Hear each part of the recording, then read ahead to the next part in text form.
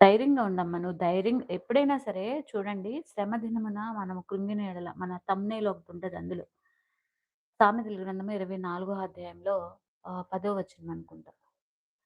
శ్రమ దినమున నీవు కృంగిన యెడల చేతగాని వాడగుదువు అనని దేవుని వాక్యం చెప్తుంది. ఎప్పుడైతే శ్రమలొస్తాయో, ఎడారిలో ఒక వృక్షం ఉంటది. ఆ వృక్షము బాగా ఎడారి గాల్పులు గానియండి, ఎడారిలో ఉన్నటువంటి ఆ వేడిని గానియండి, తట్టుకొని అది ఎడారిలో నిలబడుతుందనంటే, దాని యొక్క వేర్లు నీటి చలమలు ఎక్కడున్నాయో వెతుక్కుంటా భూమిని చీల్చుకుంటా వెళ్ళిపోతా ఉంటది.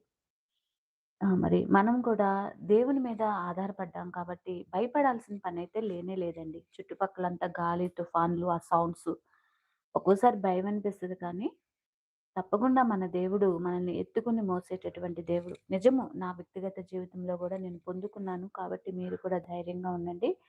లైవ్‌ని అనేక మందికి రిఫర్ చేయండి.